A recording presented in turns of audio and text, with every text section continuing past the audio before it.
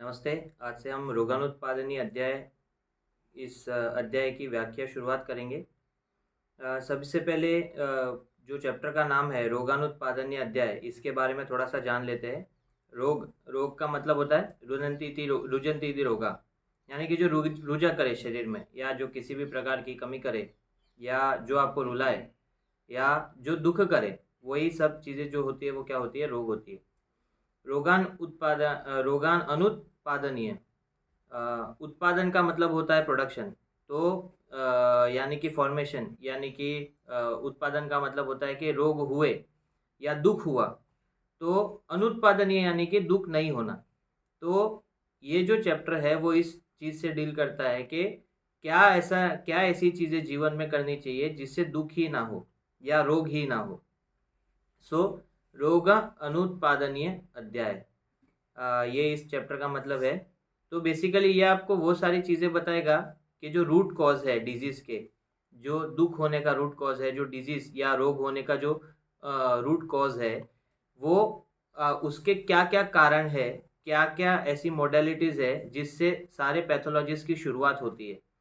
तो वो जो मोडेलिटीज़ है वो आपको इस चैप्टर में जो है वो वाग्भट जी ने जो है वो बताया है।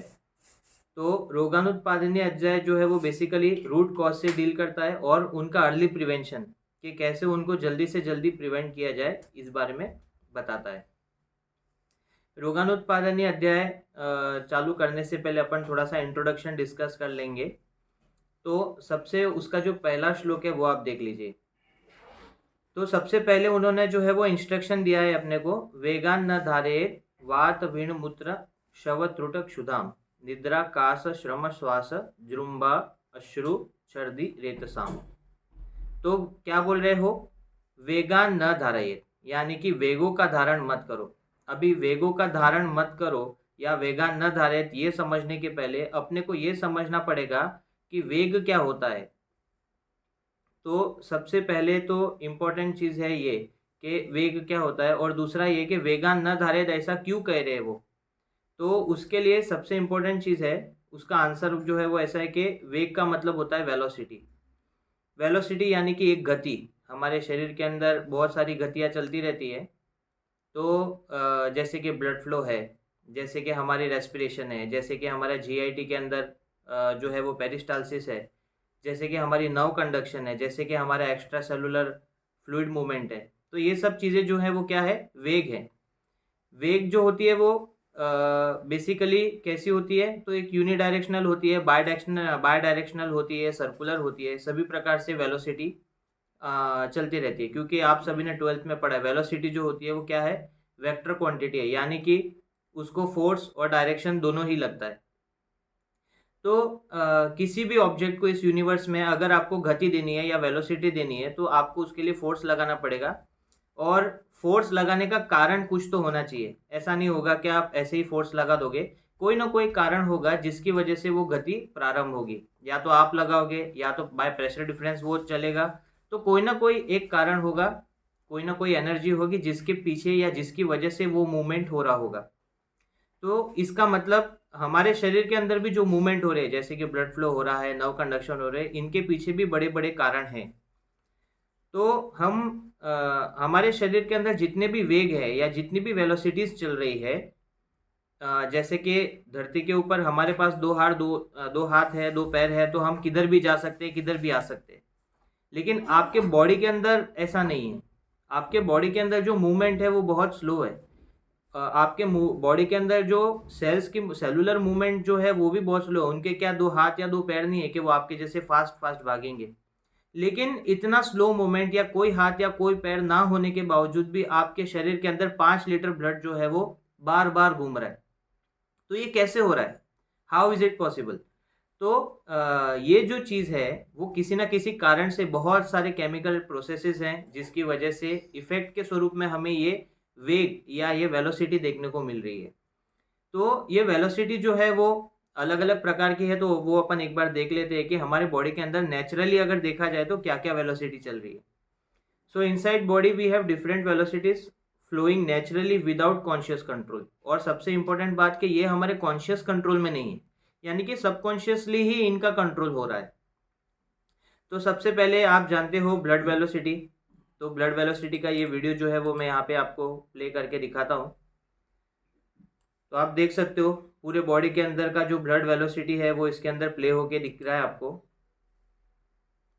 हार्ट के वहाँ से जो है वो ब्लड आर्टरीज से जो है वो टू हार्ट से दूर जा रहा है, और वेन से जो ब्लड है वो हार्ट की तरफ आ रहा है। पूरे बॉडी का यहाँ पे आपको स्ट्रक्चर दिख रहा है, उसका ब्लड मैकेनिज्म दिख रहा है।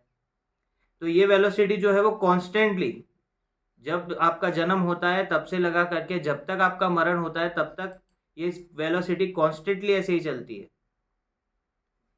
एक तो ये वेलोसिटी, फिर बाद में नव कंडक्शन वेलोसिटी आप देख रहे हो यहाँ पे। अब ये नव कंडक्शन वेलोसिटी देखिए, देख रहे हो आप यहाँ पे वीडियो में स्क्रीन पे दिख रहा है कि पूरे बॉडी की नव conduction velocity towards the brain और अवे फ्रॉम द ब्रेन। इस प्रकार से ये प्रक्रिया जब आपका जन्म होता है तब चालू होती है, और जब तक आपका मरण नहीं होता है तब तक कॉन्स्टेंटली चलती रहती है, भले ही आप सोते रहो या जागो या कुछ भी करो। फिर आती है लिम्फ वेलोसिटी, यानी कि लिम्फेटिक सिस्टम का मूवमेंट। वो भी ऐसा ही है, इन्फीरियर वेना केवा, वहाँ से लिम्फेटिक ग्लैंड्स, वहाँ से वापस इन्फीरियर वेना केवा, इस प्रकार से ये सेलुलर मूवमेंट चलता है। फिर बाद में एक्स्ट्रा सेलुलर फ्लूइड मूवमेंट है, जो सेल के अंदर सेल के बाहर जैसे उनको रिक्वायरमेंट है उसके हिसाब से एक कांस्टेंट फ्लो आपके बॉडी के अंदर बना रहता है। फिर बाद में आता है गैस्ट्रो इंटेस्टिनल मूवमेंट। ये भी आप इस वीडियो में देख सकते हो कि हम जब भी खाना खाते हैं तो खाना बरोबर स्टोमक के अंदर जाएगा, वहाँ से इंटेस्टाइन में जाएगा, और वहाँ से फिर एनस से होके पाचन होके बाहर निकल जाएगा। तो ये मूवमेंट भी जो है वो कॉन्स्टेंटली हमारे बर्थ के साथ चालू होता है, और जब तक हमारी डेथ नहीं होती तब तक चलता रहता है। फिर बाद में आता है रेस्पिरेटरी मूवमेंट। इसका भी देखो वीडियो, हम इनहेल करते हैं, एक्सहेल करते हैं, और ये मूवमेंट कॉन्स्टेंटली यानी कि बाय बर्थ चालू होता है, और आफ्टर डेथ ये हमें देखने को नहीं मिलता है। तो इतने सारे जो वेलोसिटी है ये नेचुरली बाय बर्थ आपके बॉडी के अंदर कॉन्स्टेंटली चलते हैं, कहीं भी ब्रेक नहीं लेते हैं। और इसीलिए इनको जो है वो हमारे संस्कृत भाषा में वेग ऐसे कहा जाता है। वेग यानी कि जो बिना रुकावट के चलता रहे, या जिसका फ्लो बिना रुकावट के रहे, उसे वेग कहा जाता है। तो वेगा न धारे यानी कि ऐसे जो वेग हैं जो बाय बर्थ ही बिना रुके आपके जीवन में चल रहे हैं, उनको न धारे यानी कि धारण नहीं करना है, यानी कि आपके दिमाग के अनुसार उसको जो है वो रोकना नहीं है। तो अगर रोका तो क्या होगा, व्हाट इज द प्रॉब्लम। तो जैसे कि अगर आपने suppose for example blood flow रोक दिया तो क्या होगा, डेफिनेटली आपके हार्ट को जो है वो एक वाइटल ऑर्गन, उसको ब्लड नहीं मिलेगा, उसको ब्लड नहीं मिलेगा तो ब्लड पंप नहीं करेगा, और अगर ब्लड पंप नहीं करेगा तो पूरे बॉडी को ब्लड नहीं मिलेगा और आपकी डेथ हो जाएगी। तो आप देख रहे हो कि जैसे ही आपने नेचुरल वेग, जो वेग हैं या जो नेचुरली जो मूवमेंट आपके बॉडी में चल रहे हैं, उनको अगर आपने रोकने की कोशिश की आर्टिफिशियली, तो नुकसान किसका होगा, डेफिनेटली उसी बॉडी का होगा जिसने ये ट्राई किया है। तो इसीलिए सबसे पहला जो दुख का कारण है हमारे शरीर के अंदर वो है कि इन नेचुरल फ्लो जो हो रहा है उसको डिस्टर्ब मत करो। तो इसीलिए वाग्भट जी रोगानुत्पादनी अध्याय में पहला इंस्ट्रक्शन अपने को दे रहे हैं कि वेगान न धारे, यानी कि वेगों का धारण मत करो, यानी कि वेगों को रोको मत। तो अभी अपने को पता है कि नॉर्मली हमारे बॉडी के अंदर जो मूवमेंट होते हैं वो कितने प्रकार के होते हैं। तो यही मूवमेंट अपने को देखने को मिल सकते हैं। तो सबसे पहला मूवमेंट है अपवर्ड डायरेक्शन, यानी कि ऊपर की तरफ जाना। फिर बाद में दूसरा है डाउनवर्ड डायरेक्शन। कोई वेग होगा, कोई वेलोसिटी होगा तो वो कौन से डायरेक्शन में जा सकता है, या तो ऊपर जा सकता है, या तो नीचे जा सकता है, या तो डाउनवर्ड जा सकता है, या तो फ्रंट में जा सकता है, या तो बैकवर्ड्स जा सकता है, और या तो साइडवेज में घूम सकता है, या तो फास्ट हो सकता है, या तो स्लो हो सकता है। इतना ही मूवमेंट आपके बॉडी के अंदर पॉसिबल है। तो अगर ये मूवमेंट के हिसाब से अगर देखा जाए तो कुछ जो वेग है वो ऊपर की तरफ जा रहे हैं, कुछ वेग जो है वो at a point of time नीचे की तरफ जा रहे हैं, कुछ साइडवेज में जा रहे हैं, कुछ फ्रंट की तरफ ट्रैवल कर रहे हैं, कुछ बैकवर्ड की तरफ ट्रैवल कर रहे हैं। तो अगर इन मूवमेंट्स को किसी भी प्रकार से हमने रोकने की कोशिश की तो डेफिनेटली वो उनका फंक्शन नहीं कर पाएंगे। एक बार उनका फंक्शन कॉम्प्रोमाइज हुआ तो उससे वो जो ऑर्गन को सप्लाई कर रहे थे उस ऑर्गन का फंक्शन कॉम्प्रोमाइज हो जाएगा। और आपको पता है कि हमारे बॉडी के अंदर सभी ऑर्गन एक दूसरे पे डिपेंडेंट होते हैं, इसलिए दूसरे ऑर्गन का भी फंक्शन कॉम्प्रोमाइज हो जाएगा। और फिर बाद में जो दुख होगा, जो रोग होगा, उसका अपने को इफेक्ट झेलना पड़ेगा। तो ऐसे मेजर कितने वेग हैं जिनको अगर अपन ने डिस्टर्ब किया तो अपने को प्रॉब्लम्स हो सकता है या अपन बीमार पड़ सकते हैं।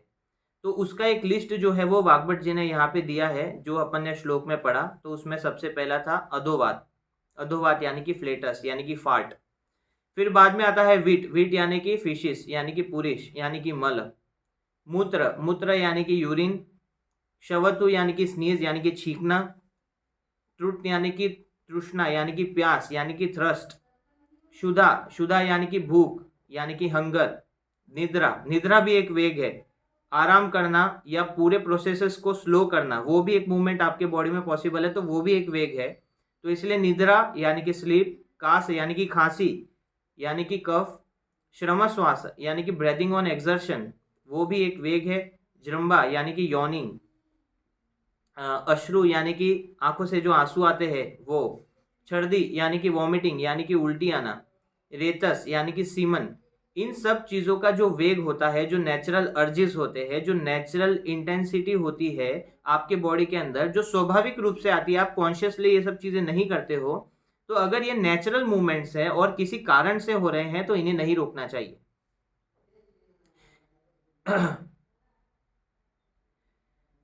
सबसे पहले अपन एग्जाम्पल देख रहे थे अधोवात का। तो अधोवात जो होता है वो बेसिकली क्या, उसको हम फ्लेटस कहते हैं या फार्ट कहते हैं। तो आपको पता होगा कि हमारे आयुर्वेद के अंदर अपान वायु, जो आपने शारीरिक क्रिया में पढ़ा भी होगा, अपान वायु जो होता है उसका मूवमेंट जो है वो कहाँ पे है, डाउनवर्ड्स मूवमेंट है। तो डाउनवर्ड मूवमेंट देखो, आप यहाँ डायग्राम में देख भी सकते हो कि हमारे फुट का मूवमेंट जो होता है वो ऑल द टाइम कैसा होता है, डाउनवर्ड होता है। नेचुरल मूवमेंट उसका डाउनवर्ड होता है, जिसको हम पेरिस्टालसिस भी कहते हैं। तो ये बेसिकली ये किसकी वजह से वो मूवमेंट हो रहा है, तो आपके जो इंटेस्टाइन में जो मूवमेंट हो रहा है वो बेसिकली ये विलियास की वजह से हो रहा है। तो ये जो विलिया जो है वो एक साथ में जो है वो नीचे की तरफ फ्लो होते हैं और आपका फुट डाउनवर्ड मूवमेंट को जाता है। इसमें थोड़ा सा नर्व इम्पल्स का भी रोल होता है। पेरिस्टाल्टिक मूवमेंट एक एफर्ट है जो कि कलेक्टिवली आपके इंटेस्टाइन में होता है। सो वाग्भट जी, एक अधोवात का अगर अपन ने रोक दिया, या अधोवात अगर रुक गया अपने से, या गलती से अपन कहीं बिजी मीटिंग में वगैरह बैठे हैं और अपने को फ्लेटस आया लेकिन अपन ने उसे रोक दिया जानबूझ के, अपना जो एनाल स्फिंक्टर होता है उसे हमने बहुत जोर से जो है वो लूज नहीं किया, या अपन जो है वो मीटिंग में बैठे तो वो करना अच्छा नहीं लगेगा करके अपन ने उसे रोक दिया, तो क्या प्रॉब्लम्स हो सकता है। तो इसका एक आइडिया अपने को वाग्भट जी यहाँ दे रहे हैं। अधोवातस्य रोधेन गुल्म उदावर्त रुक क्लमाह वात मूत्र शकृत संघ दृष्टया अग्निवद हृदगदा। अभी वो बोलते हैं कि अधोवात से रोधेना, कि अधोवात को अगर आपने रोका तो आपको गुल्म नाम की बीमारी होगी, उदावर्त होगा, रुक यानी कि आपको जो है वो दर्द होगा, क्लम यानी कि आपको थकावट लगेगी, वात मूत्र शकृत, या वात यानी कि जो आपका फ्लेटस है वो, मूत्र यानी कि यूरिन, और शकृत यानी कि आपका जो मल है, जो फिशिस है, इनका संग हो जाएगा, यानी कि ये बाहर नहीं निकलेंगे। और दृष्टया अग्निवद, दृष्टया का मतलब यहाँ पे दृष्टि भी ले सकते हैं, और दूसरा इसका मतलब यह है कि दृष्टि जैसे जो दूसरे भी सेंस ऑर्गन्स है उनके अंदर प्रॉब्लम आ जाएगी। क्योंकि आपने देखा होगा कि अगर अपना पेट अच्छे से साफ नहीं होता है या बॉल मूवमेंट्स क्लियर नहीं होते, तो अपने को जो है वो कुछ भी करने का, देखने का, सुनने का मन नहीं करता है। तो इसलिए दृष्टि जो अपने को समझ में दे, जो अपने को ध्यान दे, ज्ञान दे, या जो अपने को समझाए उसे दृष्टि कहते हैं। तो उसमें बाधा आ जाएगी, या वो जो है वो अच्छे से काम नहीं करेंगे। अग्निवध यानी कि आपका डाइजेशन प्रॉपर नहीं रहेगा, आपको खाने का मन नहीं करेगा, रुचि हो जाएगी। और लास्ट में बहुत इंपॉर्टेंट लिखा है हृदगदा, यानी कि आपको हृदय के भी विकार हो सकते हैं, या हृदय प्रदेश के भी विकार हो सकते हैं। तो क्या है ये रिलेशन, अपन कभी अधोवात का जो रुदन होता है या जो उसे रोकते हैं तो उसकी वजह से इतनी बीमारियां हो सकती है, क्या ये लॉजिकल है। तो एक बार अपन इसको भी देख लेते हैं। तो इसके लिए सबसे पहले अपने को देखना पड़ेगा फिजियोलॉजी ऑफ फ्लेटस, कि फ्लेटस का फिजियोलॉजी क्या है। तो यहाँ पे देखो वाई एंड हाउ। तो उसके लिए यहाँ पे सबसे पहले जो है वो अपन देख लेते हैं फिजियोलॉजी ऑफ फ्लेटस। तो gases in the gastrointestinal tract called flatus can enter the gastrointestinal tract from 3 sources. तो 3 तरीके हैं जिससे गैसेस जो होते हैं वो गैस्ट्रोइंटेस्टिनल ट्रैक्ट में एंट्री करते हैं। सबसे पहला है स्वॉलोड एयर, जो एयर हमारे मुंह से अंदर जा रही है वो। दूसरा जो रास्ता है, gases formed in the gut as a result of bacterial action, जो आपके गट के अंदर बैक्टीरियल एक्शन हो रहा है जिसके बाय प्रोडक्ट के स्वरूप में गैस बनती है वो। और तीसरा जो है gases that diffuse from blood into gastrointestinal system, blood के अंदर भी जो गैसेस फॉर्म हो रहे हैं या जो गैसेस मिक्स हो रहे हैं वो भी जो है वो आपका गैस्ट्रोइंटेस्टाइनल सिस्टम में जो है वो डेसिपेट होते हैं। तो वो ये 3 तरीके हैं जिससे आपका फ्लेटस जो है वो गैस्ट्रोइंटेस्टाइनल ट्रैक में फॉर्म हो रहा है। So most gas in the stomach are mixtures of nitrogen and oxygen derived from solid air. In the typical person, these gases are expelled by belching. Only small amount of gas normally occur in the small intestine, and much of this gas is air that passes from the stomach into the small intestinal tract. So वो कह रहे हैं कि most of the gases जो होते हैं वो क्या होते हैं कि हमारे मुंह से जो सॉलो होते हैं वही हमारे स्टोमक में वो गैस रहती है। तो ये बेसिकली स्टोमक और स्मॉल इंटेस्टाइन के अंदर जो गैसियस कंटेंट है उसकी बात कर रहे हैं। अब लार्ज इंटेस्टाइन में क्या होता है? तो लार्ज इंटेस्टाइन में most of the gases are derived from bacterial action. Large intestine में आपको पता है कोलोनिक बैक्टीरिया होते हैं, तो उसके बाय प्रोडक्ट के रूप में बहुत सारे गैसेस वहां पे नेचुरली ही प्रोड्यूस होता है, including carbon dioxide, methane, hydrogen.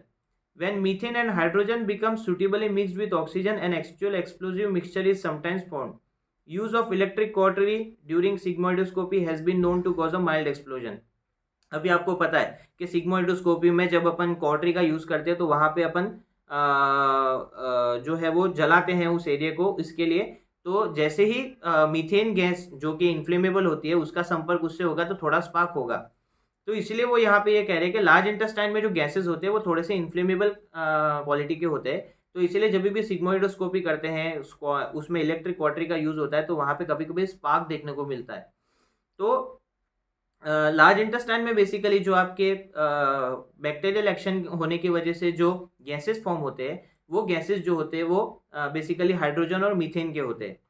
सो अभी प्रॉब्लम ये है कि गैसेस फॉर्म क्यों होते हैं? तो ये जो सर्टेन फूड होते हैं, जो certain food are known to cause greater expulsion of foetus through anus than others.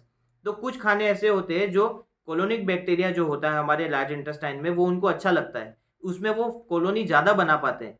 तो उसकी वजह से क्या होता है, अगर ज़्यादा बैक्टीरिया डिवाइड होंगे तो ज़्यादा गैसेस फॉर्म करेंगे। इसीलिए कुछ खाने जो होते हैं जैसे कि बीन्स है, कैबेज है, ओनियन है, कॉलीफ्लावर है, कॉर्न है, तो ये सारी चीज़ें जो होती है वो क्या करती है, गैसेस ज़्यादा बनाती है लार्ज इंटेस्टाइन में।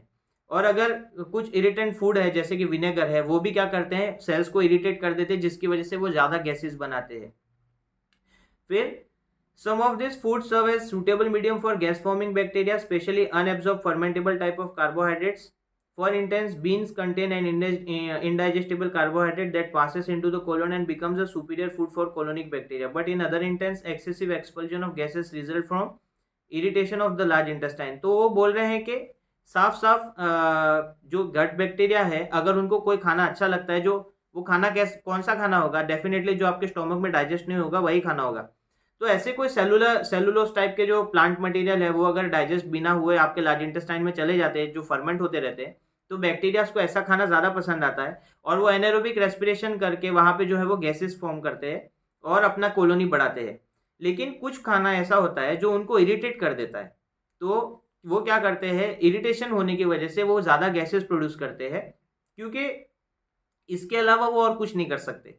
या तो वो डाइजेशन कर सकते हैं या तो वो डाइजेशन नहीं कर सकते, उनके पास ये दो ही काम होते हैं।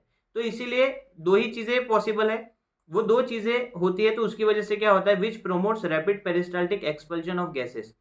इसकी वजह से क्या होता है कि जैसे ही इंटेस्टाइन को पता चलता है कि गैसेस ज़्यादा फॉर्म हो रहे हैं तो पेरिस्टाल्टिक मूवमेंट चालू हो जाता है, और जैसे ही पेरिस्टाल्टिक मूवमेंट चालू हो गया वो गैसेस आपके शरीर से बाहर निकलने लगते हैं through the anus before they can be absorb. और गैसेस आपके ब्लड में ना जाए इसके लिए ये काम होता है। सपोज लार्ज इंटेस्टाइन में ऐसे टॉक्सिक गैसेस है और अगर वो आपके ब्लड में चले गए तो बहुत बड़ा प्रॉब्लम हो जाएगा। ब्लड का जो है वो सोल्यूबिलिटी चेंज हो सकता है, ब्लड में जो है वो ऑब्स्ट्रक्शन फॉर्म हो सकता है, ब्लड फ्लो जो है वो ऑब्स्ट्रक्ट हो सकता है अपना, और वेसोडाइलेशन में प्रॉब्लम हो सकती है। तो इसीलिए सबसे इंपॉर्टेंट चीज़ यहाँ पे क्या है कि रैपिड पेरिस्टाल्टिक मूवमेंट करके इन गैसेस को बाहर निकाल दो।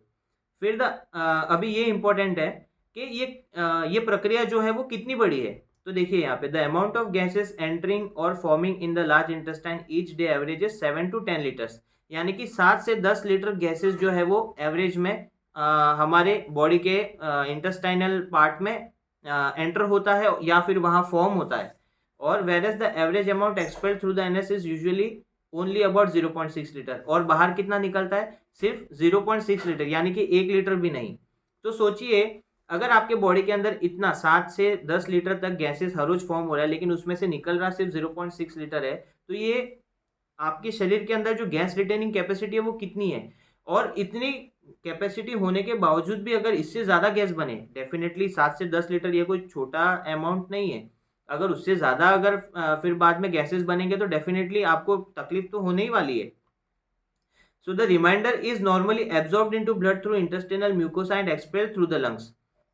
सपोज अगर 0.6 लीटर जो गैसेस है वो अगर फ्लेटस के रूप में बाहर निकल रहा है, तो बाकी का जो गैस है वो क्या हो रहा है, फिर वापस एब्जॉर्ब हो रहा है ब्लड के अंदर और लंग्स के द्वारा जो है वो बाहर निकल जा रहा है। तो इतनी बड़ी प्रोसेस जो है वो सिर्फ आपके फ्लेटस के लिए हो रही है।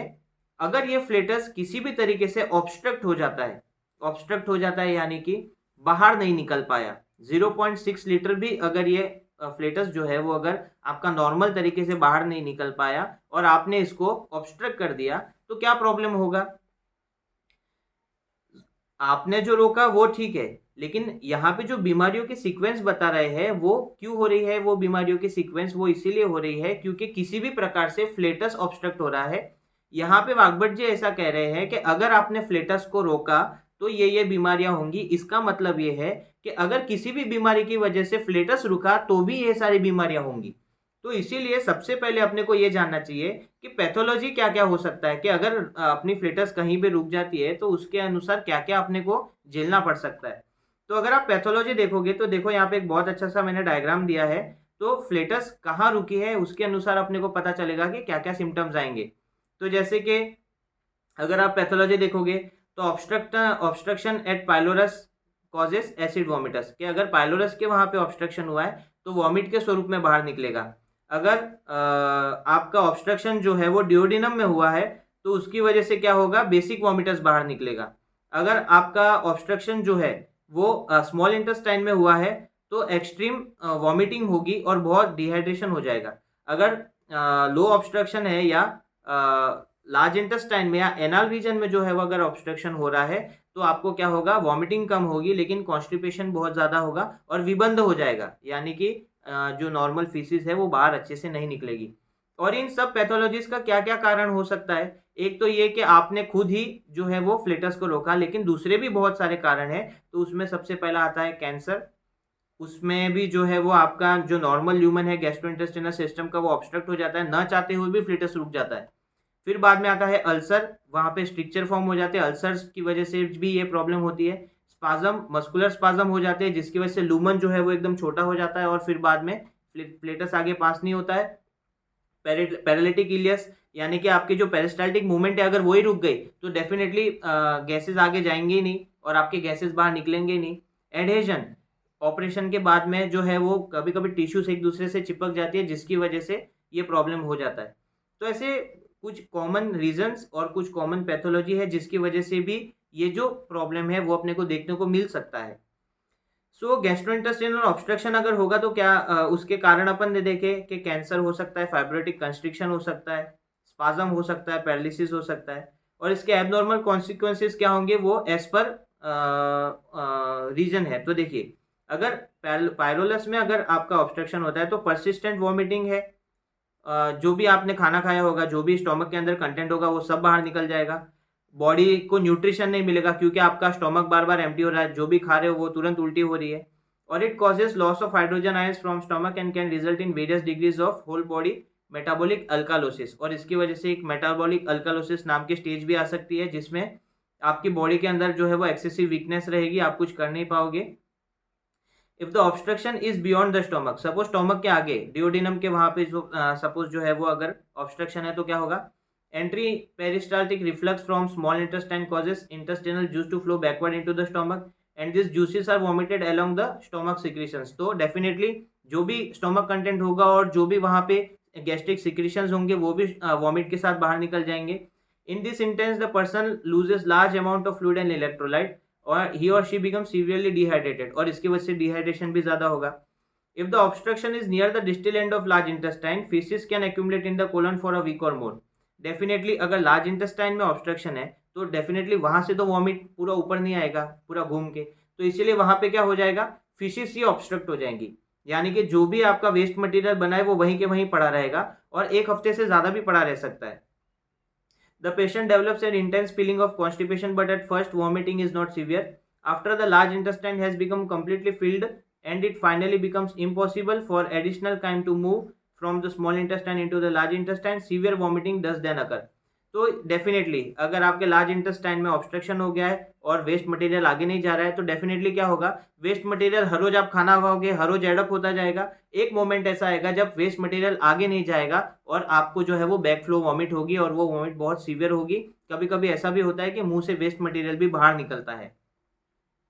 फिर prolong obstruction of the large intestine can finally cause rupture of the intestine itself और dehydration and circulatory shock resulting from severe vomiting.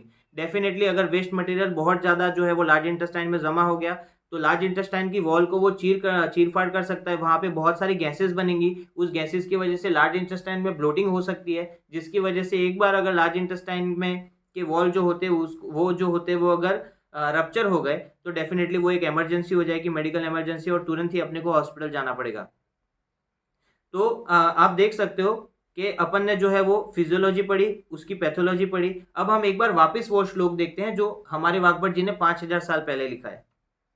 ये जो मॉडर्न का जो ये रेफरेंस है ये गाइटन एंड हिल फिजियोलॉजी की बुक है, उसमें से लिया गया है, ये रेफरेंस उसका है। तो इसीलिए हम एक बार देख लेते हैं कि मॉडर्न साइंस जो फ्लेटस के बारे में कह रही है, हमारे वाग्भट जी भी 5000 साल पहले वही कह रहे हैं क्या? तो आप अपने स्क्रीन पे देख सकते हो, ये डायग्राम है, ये ब्रश बॉर्डर है हमारा गैस्ट्रो इंटेस्टिनल सेल का, और ये सेलुलर फिजियोलॉजी है जहाँ पे नॉर्मल इंटेस्टिनल सेल के अंदर क्या कंटेंट जा रहे हैं और बाहर क्या निकल रहे हैं वो बताया जा रहा है। तो अगर किसी भी प्रकार से फ्लेटस को अगर आप रोकते हो तो ये जो फिजियोलॉजी है वो बंद हो जाएगी, और ये जो ब्रश बॉर्डर है वहां पे भी जो है वो कचरा जमा हो जाएगा। सो आप देखिए वापस क्या लिखा है कि अधोवातस्य रोदेना गुल्म उदावर्त रुक्लमः, कि अधोवात को अगर आपने रोका तो सबसे पहले आपको क्या होगा, गुल्म होगा, यानी कि एब्डोमिनल ब्लॉटिंग या ट्यूमर होगा। डेफिनेटली अगर आपने कोई चीज रोक दी है तो वहां पे गैसेस जमा होंगी, जैसे कि अपन ने देखा, और वहां पे क्या होगा, गुल्म, ये संप्राप्ति चालू हो जाएगी। उदावर्त यानी कि जो भी कंटेंट आपने खाया है वो वॉमिट के स्वरूप में बाहर निकलेगा। सोचो 5000 साल पहले भी वाग्भट ने पूरी पैथोलॉजी लिखी है, जबकि उस समय कोई भी मॉडर्न इंस्ट्रूमेंट्स नहीं थे। रुक यानी कि पेन होगा। क्लम यानी कि थकावट लगेगी, डेफिनेटली डिहाइड्रेशन हो रहा है, बॉडी के अंदर से पूरा वाटर कंटेंट बाहर निकल रहा है वॉमिट से, तो क्लम तो होने ही वाला है, थकान तो लगने ही वाली है। वात मूत्र शकृत संघ, डेफिनेटली अगर लार्ज इंटेस्टाइन में अपन ने देखा कि जैसे कि ऑब्स्ट्रक्शन है तो वहां पे वात मूत्र और शकृत का संघ होने ही वाला है, क्योंकि वो बाहर निकलेगा नहीं, पेरिस्टाल्टिक मूवमेंट जो है वो कम हो गया है। और अगर इतनी सारी चीजें होंगी तो डेफिनेटली दृष्टि अग्निवध हृदगदा, यहाँ पे दृष्टि वध हो जाएगा, अग्निवध हो जाएगा। डेफिनेटली आपको भूख नहीं लगेगी क्योंकि वेस्ट मटेरियल अंदर जमा होता ही जा रहा है, तो आपको भूख नहीं लगेगी। और लास्ट में लिखा है हृदगदा, यानी कि हृदय प्रदेश में आपको क्या होगा, डिजीज होगा। तो आपने देखा कि अगर ज़्यादा गैसेस जो है वो एब्जॉर्ब होते हैं और लंग्स उनको बाहर फेंकता है, लेकिन अगर बहुत ज़्यादा गैसेस बनने लगे तो डेफिनेटली आपके लंग्स भी थक जाएंगे और हृदगदा यानी कि हृदय प्रदेश में भी आपको पेन वगैरह चालू हो जाएगा। तो ये जो इतना बड़ा रिलेशन है उन्होंने एक लाइन में यहाँ पे लिख दिया है, और 5000 साल के बाद में आज भी हमारी मॉडर्न साइंस इस बात को सपोर्ट कर रही है, तो ये कितनी बड़ी बात है।